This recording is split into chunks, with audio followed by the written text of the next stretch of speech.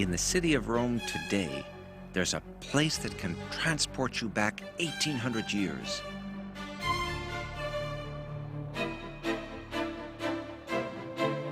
You're there with the gladiators as they prepare for deadly combat.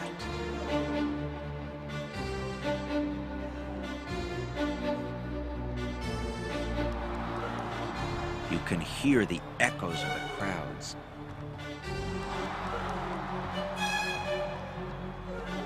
That place is the Colosseum. There are ruins of great arenas in many parts of the Roman world, but the most famous is the Colosseum in Rome. People of all classes attended the games, paid for by the emperor. 50,000 spectators could gather here. It was bigger than many arenas today.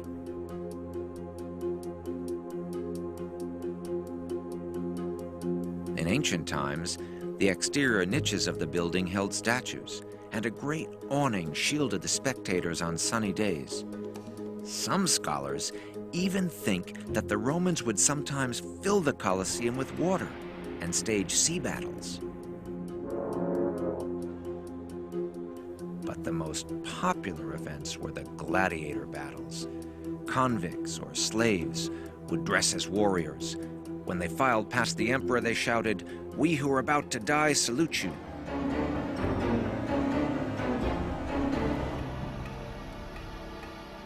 If a gladiator survived 3 years in the ring, he was released, a star, like our sports heroes today. For hundreds of years, religious festivals, anniversaries, and military victories were all celebrated with bloody combat. In the last years of Imperial Rome, the emperors often sponsored gladiator games to distract the people from their troubles because things weren't going very well. Warlike bands of people from Northern Europe were nibbling at the borders, and Roman rulers were often corrupt and weak. An exception to this was the Emperor Diocletian, a really good administrator. He divided the empire into two parts, an eastern and a western part, each with its own emperor. For a while, his son, the great Constantine, united the empire again, but it didn't stay together for long. The western part, including the city of Rome, fell to the barbarians in the 5th century.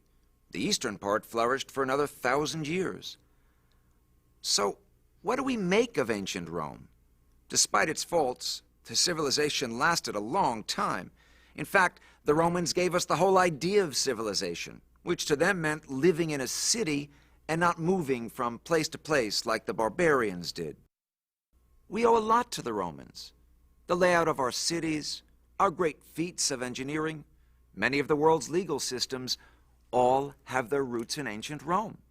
The Romans did borrow a lot from the Greeks in literature, theater, philosophy, and the arts, but they were practical and often developed the Greek ideas further. In fact, the cultures of Greece and Rome are so intertwined that they're often called Greco-Roman.